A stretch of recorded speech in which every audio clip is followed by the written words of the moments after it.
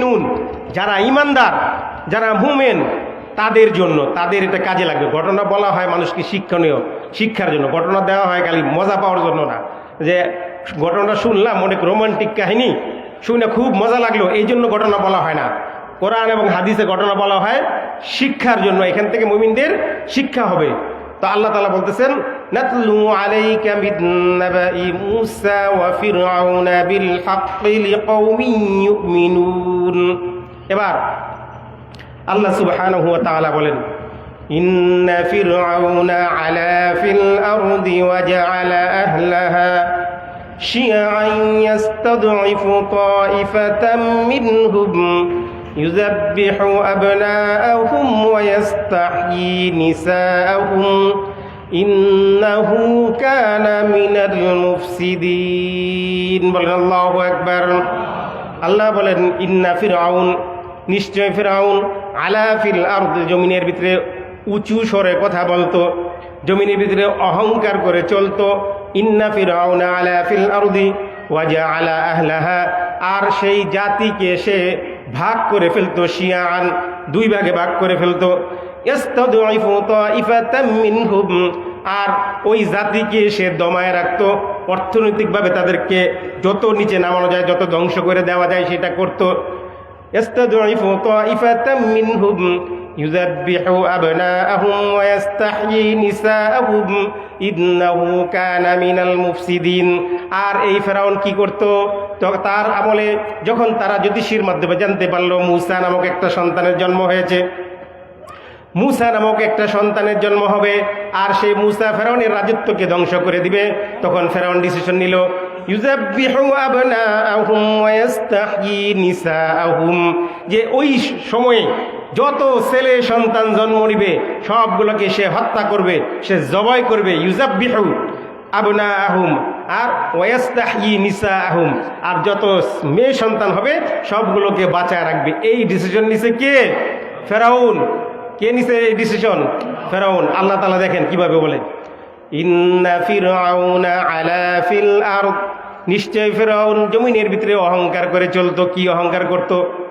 ফেরাউন বলতো, আনা রব্বুকুমুল আলা, আমি বড় খোদা।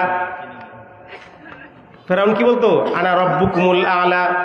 বর্তমান সময়ে যত জালেম আছে, যত স্বৈরাচার আছে, তারাও নিজেদেরকে আনা রব্বুকুমুল আলা মনে করে। তারা মনে করে এই জাতি খালি আমার নাম নিবে আর আমার বাপের নাম নিবে। কার নাম নিবে? আমার নাম নিবে আর আমার বাপের নাম নিবে। মক্কার লোকেরা যখন হজ করত, হজ করার পরে তারা কি করতো? বাপদাদার নাম নিত। কি করতো? হজ করার পরে বাপের নাম, খালি সারাক্ষণ খালি বাপের নাম জপত। আল্লাহ বলেন, ফাইযা কাদাইতুম মানাসিকাকুম ফাযকুরুল্লাহা কাযিকরিকুম আবাআকুম আও আশাদ্দা যিকরা। ফাইযা কাদাইতুম মানাসিকাকুম, যখন তোমাদের হজ করা শেষ হয়ে যাবে, ফাযকুরুল্লাহ, তোমরা আল্লাহর জিকির করবে, আল্লাহর তাকবীর দিবে, আল্লাহু আকবার বলবে। আছে না হজের সময় আল্লাহু আকবার, লাব্বাইক আল্লাহুম্মা লাব্বাইক, লাব্বাইক লা শারীকা লাকা লাব্বাইক, ইন্নাল হামদা ওয়ান নি'মাতা লাকা ওয়াল মুলক লা শারীকা লাক। আছে আল্লাহর তাকবীর। তো ওরা কি করতো? খালি বাপ দাদার নামে, আমার বাপে এই করছে, আমার দাদা এই করছে, আমি তোমাদের এই করছি, আমি তোমাদের ওই করছি, এগুলো বলতো হজ শেষ করে। আল্লাহ বলেন, ফাইযা কাদাইতুম মানাসিকাকুম, যখন তোমাদের হজ করা শেষ হবে, তার বাপ দাদার নাম বলো না, আল্লাহর নাম বলো। ফাযকুরুল্লাহা কাযিকরিকুম আবাআকুম আও আশাদ্দা যিকরা। তো বাপ দাদার নাম যতবার নিছো, অতবার যদি তুমি আল্লাহর নাম নিতা, তাহলে তুমি এতদিনে আল্লাহর ওলি হয়ে যেতা। 1 সেকেন্ড, 1 মিনিটে 59 বার তার বাপের নাম নিছে। 1 মিনিটে 59 বার, মানে প্রত্যেক সেকেন্ডে একবার। তাহলে 1 মিনিটে 59 বার তার বাপের নাম আর তার দাদার নাম নেয়। আল্লাহর নাম নিলে এতদিন আল্লাহর ওলি হয়ে যেত না? তো আল্লাহ তাআলা বলতেছেন, ইন্না ফিরআউনা আলা ফিল আরদি ওয়া জাআলা আহলাহা শিয়াআন ইয়াস্তাদঈফ। ইন্না ফিরআউনা আলা ফিল আরদ, ফেরাউন কি করত? সমাজের ভিতরে অহংকার করে চলতো, সমাজের ভিতরে অহংকার করতো, বলতো মই কি হনুরে, মই আমি হলাম সবচেয়ে বড় খোদা, আমি হলাম সবচেয়ে বড় নেতা, আমি হলাম সবচেয়ে বড়। হ্যাঁ, ইন্না ফিরআউনা আলা ফিল আরদ, আল্লাহ বলেন, ওয়ালা তামশি ফিল আরদি মারহান, ইন্নাকা লান তাখরিকাল আরদা ওয়া লান তাবলুগাল জিবালা তুলা ওয়া লা তামশি ফিল আরদি মারহা। তোমরা জমিনে অহংকার ভরে চলো না, অহংকার করে পা ফেলো না জমিনের উপরে। ইন্নাকা লান তাখরিকাল আরদা ওয়া লান তাবলুগাল জিবালা তুলা। তুমি যে অহংকার করে মাটিতে পা ফেলতেছো, তুমি কি লাথি মাইরা জমিনটাকে দুই ভাগ করে ফেলতে পারবে? না। আর এত অহংকার করে তুমি রাস্তায় চলতেছো, হ্যাঁ, ওয়ালান তাবলুগাল জিবালা তুলা। তুমি কি বড় হইতে হইতে লাভ দিতে দিতে পাহাড় ডিঙ্গা যেতে পারবা? না। তাহলে তুমি কিসের কতুর? তুমি অহংকার করো, তোমার অহংকার করার কোনো ক্ষমতা নাই। ওয়ালাহুল কিবরিয়াউ ফিস সামাওয়াতি ওয়াল আরদ। আসমান এবং জমিনের ভিতরে অহংকার করার মালিক একমাত্র কে? আল্লাহ। আল্লাহর নবী বলেন আল কিবরিয়াউ রিজাই, কিবরিয়াত অহংকার করা এটা হচ্ছে আল্লাহর চাদর। অহংকার করা কার চাদর? হ্যাঁ, এই চাদর নিয়ে তোমরা টানাটানি করবে না। আর ফেরাউন কি করছে? এই চাদর নিয়ে টানাটানি করছে। আর ফেরাউনের ঘটনা মুমিনদের জন্য বলছে না যে বিল হাক্কি লিকাউমি ইউমিনুন, এই ঘটনা মুমিনদের জন্য বলছে। এই যে 1500 বছর আগে কোরআন শরীফ নাজিল হয়েছে, 1500 বছর পরে এই ফেরাউনের ঘটনা আমাদের কোন কাজে লাগবে বলেন? নাই আমাদের কাজে। আমাদের জালেম সরকার নাই ছিল, তাহলে ওই জালেমদের জন্য শিক্ষা আছে না? আর মজলুম যে আমরা, আমাদের জন্য কি আছে? এই শিক্ষা আছে। এই জন্য বলছে লিকাউমি ইউমিনুন, যারা মুমিন, যারা ইমানদার, তাদের জন্য এই ঘটনা শিক্ষা আছে। তাহলে অহংকার করা যাবে না। অহংকার পতনের মূল। হ্যাঁ, অহংকার পতনের মূল। যে দিনের ভোট, রাইতের ভোট, হ্যাঁ, দামি ভোট, বেদামি ভোট, এগুলো কইরা কইরা আবার আর কে ক্ষমতা থেকে নামায়। ফেরাউন যখন মারা যায়, যখন লোহিত সাগর ভিতরে তারা ডুবায় মারে, মারার সময় সে বলতেছে আমানতু আন্নাহু লা ইলাহা ইল্লাল্লাযী আমানাত বিহি বানু ইসরাঈল। দেখেন কত বড় বাটপার, পানির ভিতরে ডুবে মারা যেতেছে, তখন বলে যে আমানতু আন্নাহু লা ইলাহা ইল্লাল্লাযী আমানাত বিহি বানু ইসরাঈল, আমি ঈমান আনলাম। কার প্রতি? ওই ইলাহের প্রতি, বনি ইসরাইল যার প্রতি ঈমান আনছে তার প্রতি ঈমান আনলাম। তাও কয় না আমি আল্লাহর প্রতি ঈমান আনলাম। বুঝছেন?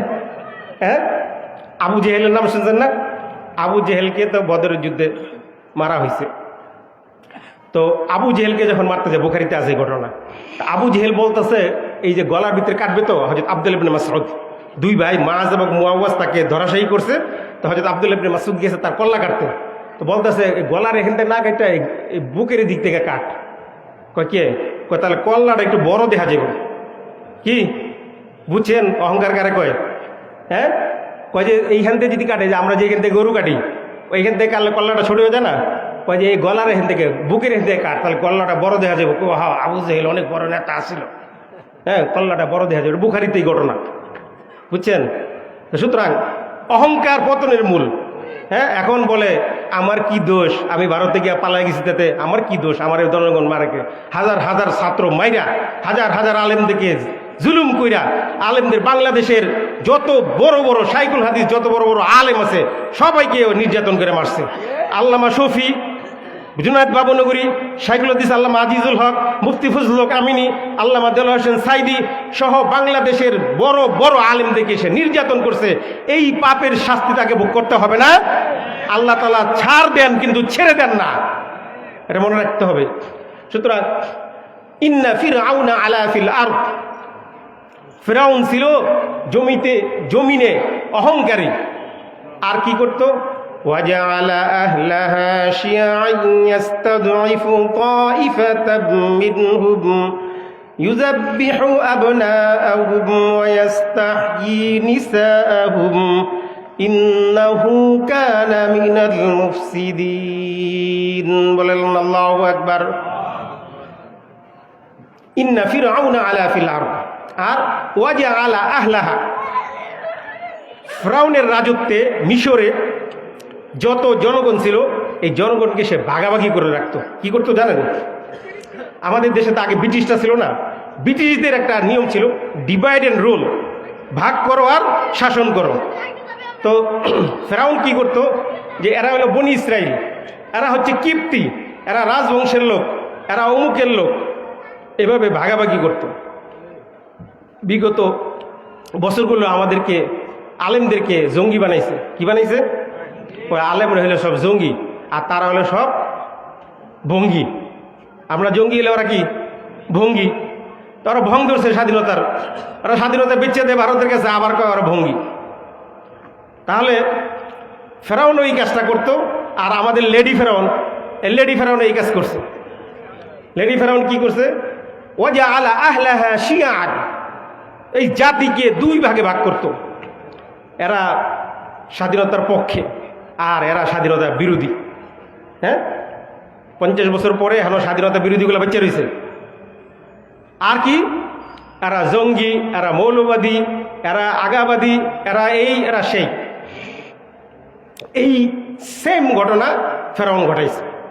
কি বলতো? وَجَعَلَ أَهْلَهَا شِيَعًا يَسْتَضْعِفُ طَائِفَةً مِّنْهُمْ। আমি যে আয়াত ধরছে, আয়াত শেষ করতে তার 10টা বেজে যাব।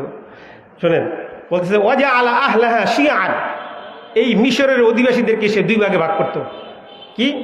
يَسْتَضْعِفُ طَائِفَةً مِّنْهُمْ يُذَبِّحُ أَبْنَاءَهُمْ وَيَسْتَحْيِي نِسَاءَهُمْ إِنَّهُ كَانَ مِنَ الْمُفْسِدِينَ। وَجَعَلَ أَهْلَهَا شِيَعًا, একদল হলো স্বাধীনতা বিরোধী, আরেক দল হলো স্বাধীনতার পক্ষে মুক্তিযোদ্ধা। এইভাবেই বলে দুই ভাগ করছে। দুই ভাগ করার পরে কি করছে? যে এই স্বাধীনতা বিরোধী যাদেরকে ট্যাগ লাগাইছে তাদের যত ব্যবসা প্রতিষ্ঠান আছে সব ধ্বংস করছে। করে নাই? হ্যাঁ, এদেশের ইসলামী ব্যাংকগুলো ধ্বংস করে নাই? এদিকে আর্থিক প্রতিষ্ঠানগুলো ধ্বংস করে সব টাকা পয়সা পাচার করে নাই? ইসলামপন্থী লোকগুলোকে একদম মাটির সাথে মিশিয়ে দিতে চাইছে তারা। হ্যাঁ, এই ফেরাউন এই কাজগুলোই করছে। ওয়াজা আলা আহলাহা শিয়াআন ইয়াস্তাদঈফু তাইফাতাম মিনহুম, যে ওই জাতির মুসলমানদেরকে, ফেরাউনের আমলে বনি ইসরাইল ছিল, মুসলমানদেরকে তারা দাস বানায় রাখতো। তারা কোনো ব্যবসা বাণিজ্য করতে দিত না, কোনো ভালো অর্থনৈতিক উন্নয়নে অংশীদার হতে দিত না, যেটা এই বিগত 15 বছর এই লেডি ফেরাউন করে গেছে, ওই ফেরাউনের কাছ থেকে শিখে শিখে। তো এখন ইস্তাদঈফু তাইফাতাম মিনহুম, তাহলে এইভাবে দুই ভাগ করে মুসলমানদেরকে, আলেম ওলামাদেরকে মানে নির্যাতনের স্টিম রুলার চালায়া তারা দমায় রাখত। ইস্তাদঈফু তাইফাতাম মিনহুম। এরপর ইউযাব্বিহু আবনাআহুম ওয়া ইস্তাহয়ী নিসাআহুম। ইউযাব্বিহু আবনাআহুম কি করত ফেরাউন? জ্যোতিষীদের কাছে শুনছে যে একটা ছেলে সন্তান জন্ম নিবে, এই সন্তান জন্ম নিলে ফেরাউন তোমার রাজত্ব শেষ। এইবার ফেরাউনের মাথা গরম। কি করো? ইউযাব্বিহু আবনাআহুম, যত ছেলে সন্তান জন্ম নিবে সব জবাই করে ফেলাও।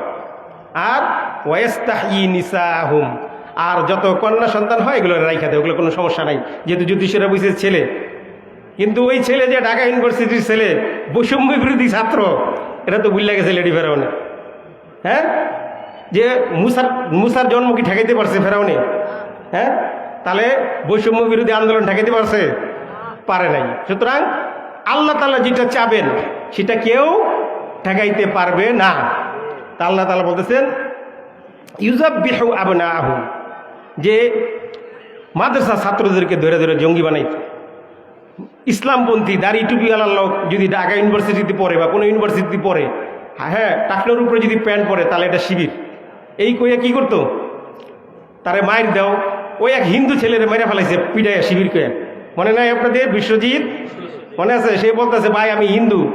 তোর হিন্দু, তোর মুখে দাঁড়িয়ে আছে তে মায়ের। তাহলে ইউযাব্বিহু আবনাআহুম ওয়া ইস্তাহয়ী নিসাআহুম ইন্নাহু কানা মিনাল মুফসিদিন। তাহলে ফেরাউন কি করতো? সমাজে ফিতনা ফাসাদ করতো, তাই না? আর যখন ফিতনা ফাসাদ করে, যারা ফিতনা ফাসাদ করে এরা কি বলে জানেননি?